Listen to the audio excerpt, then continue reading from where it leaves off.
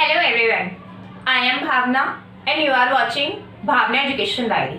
तो आज हम जिस केस को करने वाले हैं उस केस का नाम है state of MP versus Narayan Singh. ये case mens rea versus strict liability पर बेस्ड है।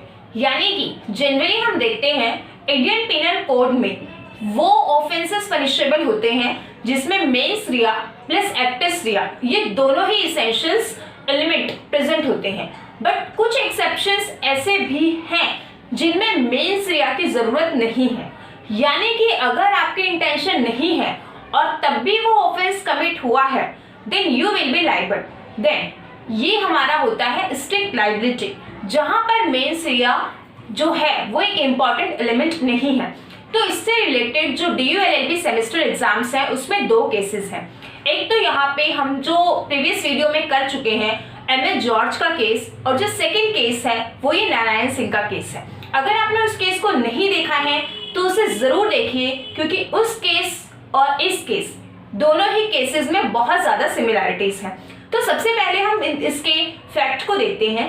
फर्स्ट ऑफ ऑल एक और बात इंपॉर्टेंट जो जाननी जरूरी है वो ये है कि हम बहुत ज्यादा फैक्ट के पीछे भागते हैं, जैसे कि यहाँ पे इस केस में भी या हर केस में भी। तो फैक्ट सिर्फ हमें उनके ज्यादा ध्यान रखने की जरूरत है जिन पे केस ज्यादा बेस्ड होता है। तो अदरवाइज हमें जो ज्यादा फोकस करना होता है वो इनके लीगल इश्यूज और इसके साथ साथ जो इसकी जजमेंट आती है, ऑब्जर्वेशन होती है, उस पर फोकस करना होता है। तो लेकिन फैक्ट को हम देखते हैं जिससे हमें पूरा केस समझ आएगा। तो यहाँ पे जो रिस्पोंडेंट होते हैं, ठीक है, रिस्पोंडेंट यहाँ पे जो नारायण सिंह होते हैं, सबसे पहले यहाँ पे वो क्या करते हैं, जो ट्रक होता है, ट्रक में उनके फर्टिलाइजर्स होते हैं और उनका जो सामान होता है, तो सबसे पहले वो सेल्स टैक्स बैरियर पे वो उनको पकड़ा जाता है और देखा जाता है कि यहाँ पे वो उन फर्टिलाइजर्स को MP मध्य प्रदेश से महाराष्ट्र तक लेकर जा रहे हैं। उन फर्टिलाइजर्स को लेकर जाते हैं जिन फर्टिलाइजर्स के लिए यहाँ पे परमिट जो है वो इसेंशियल किया जाता है।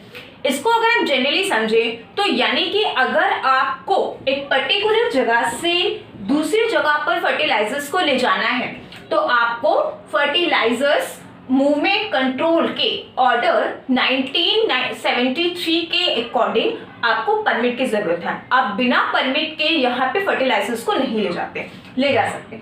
तो रिस्पोंडेंट क्या करते हैं, रिस्पोंडेंट अपना फर्टिलाइजर से भरा हुआ ट्रक क्या करते हैं, लेकर जाते हैं। जैसे ही वो ट्रक को लेकर जाते हैं और उन्हें जब पकड़ा जाता है तो बाकी सारी चीजों के साथ ही देखा जाता है कि उनके पास परमिट नहीं है। परमिट उन्होंने लिया ही नहीं है, विदाउट परमिट। अब जब परमिट नहीं लिया है जो कि इसेंशियल है, तो यहाँ पर क्या बनता है, यहाँ पर केस बनता ही है। प्रोसिक्यूशन जो होता है, प्रोसिक्यूशन इन पे क्या केस बनाता है, जो यहाँ पे हमारे फर्टिलाइजर्स मूवमेंट कंट्रोल ऑर्डर 1973 के थ्रू यहाँ पे इसेंशियल कमोडिटीज एक्ट इसमें कुछ चेंजेस आए हैं। अभी जो रिसेंटली फार्म्स लॉ के कुछ न्यू बिल्स पास हुए हैं, तो उसमें ये भी है, एक पास हुआ था। तो इसके सेक्शन 3 और सेक्शन 7 के अकॉर्डिंग जो है यहाँ पे केस फाइल किया जाता है। अब इसके साथ साथ यहाँ पे अब हम एक रिस्पोंडेंट की कंटेंशन देखते हैं। क्या होता है, रिस्पोंडेंट का ये कहना होता है कि मुझे इस बारे में पता ही नहीं था कि जो परमिट लेना जरूरी है, इसीलिए मुझे जो है वो गिल्टी नहीं ठहराया जा सकता। अब यहाँ पे इस केस के रिगार्डिंग जो हाई कोर्ट और ट्रायल कोर्ट होते हैं, हाई कोर्ट और ट्रायल कोर्ट का कहना होता है कि यहाँ पे सबसे पहले तो कोई भी ऐसा एविडेंस नहीं देखता है जिसके बेसिस पे ये कहा जा सके कि मतलब कि यहाँ पे इनको जो है ये नॉलेज है कि परमिट लेना है, और इसके साथ साथ इन्होंने अगर परमिट नहीं लिया है तो इसके लिए इनको गिल्टी ठहराया जा सके। और इसके साथ साथ वो एक और चीज ये कहते हैं कि यहाँ पे कोई भी ऐसा सिग्निफिकेंस नहीं दिख रहा है, कोई भी ऐसी इंपॉर्टेंस नहीं दिख रही है, इसीलिए वो क्या करते हैं, इसको रिफ्यूज कर देते हैं। अब इसके साथ साथ इंपॉर्टेंट चीज क्या है कि जब हाई कोर्ट और ट्रायल कोर्ट इस चीज को रिफ्यूज कर देते हैं तो उसके बाद हमारे पास जो है वो लीगल इशू यही सामने आता है कि क्या जो इसेंशियल कमोडिटीज एक्ट है इसके किसी रूल के ब्रेक होने पर, यहाँ पे मान लीजिए कोई रूल ब्रेक हुआ है, तो क्या उसमें मेंस रिया इसेंशियल होगा या नहीं होगा। और इसके साथ ही यहाँ पे मेंस रिया अगर इनके कोई और कौन कौन से कंडीशंस हैं जिसमें मेंस रिया इसेंशियल नहीं है, ठीक है। तो यहाँ पे इसके साथ ही और ये भी चीज़ है कि अगर मेंस्ट्रुआ नहीं है तो क्या वो गिल्टी होगा ही नहीं होगा। Let's come to the supreme court. Supreme court के जस्टिस जो नटराजन है, उन्होंने इस केस को कंसिडर किया, ऑब्जर्व किया। सबसे पहले यहाँ पे इन्होंने ये देखा कि इसेंशियल कमोडिटीज जो एक्ट है जो 1955 का है, इसके इन दोनों सेक्शन को कंसिडर करते हुए ये देखा गया कि जो रिस्पोंडेंट है, रिस्पोंडेंट यहाँ पे कौन है, नारायण सिंह है। इनकी ये ड्यूटी थी कि जो लॉ पास हुआ है, सबसे पहले जो लॉ पास हुआ है उसको फुलफिल करें, उसकी जो यहाँ पे रिक्वायरमेंट है उसको फुलफिल करें, जो इन्होंने फुलफिल नहीं की है। फर्स्ट इनकी गलती यहाँ पे ये आती है कि वो विदाउट परमिट जो है, विदाउट परमिट इन्होंने क्या किया, वो अपने ट्रक को लेकर जा रहे थे जिसमें वो फर्टिलाइजर्स थे जिन फर्टिलाइजर्स के लिए परमिट जो है वो जरूरी था। और सेकेंड चीज यहाँ पे ये है कि यहाँ पे इनमें जो इसेंशियल कमोडिटीज एक्ट है, बहुत ज़्यादा इतने बेसिस हैं कि इनमें अगर कुछ चेंजेस होते हैं तो जनरली ये प्रिज्यूम किया जाता है कि हर पर्सन को इसके बारे में पता होगा। तो अगर आप इन चीज़ों को, इन रूल्स को ब्रेक करते हो तो you will be liable. It doesn't matter mens rea is present और नॉट प्रेजेंट।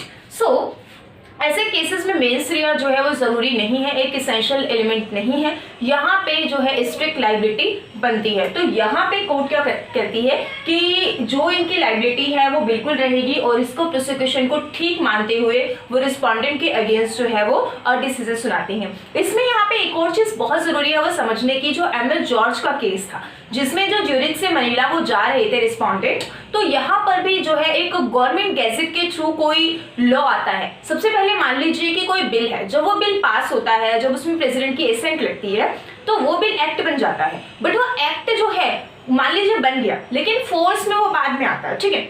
जब उसमें रूल्स और रेगुलेशंस जो उसके बन जाते हैं, रूल्स और रेगुलेशंस बनने के बाद ही वो फोर्स में आता है। आपने देखा होगा इनैक्टमेंट डेट अलग होती है, इन्फोर्समेंट डेट अलग होती है।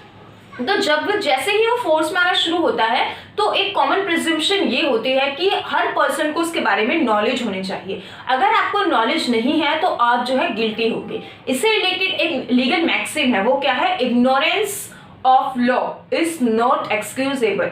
इग्नोरेंशिया जो है लॉ इज नॉट एक्सक्यूजेबल। तो इसके साथ ही यहाँ पे इस केस में ये होता है। सी यू इन द नेक्स्ट।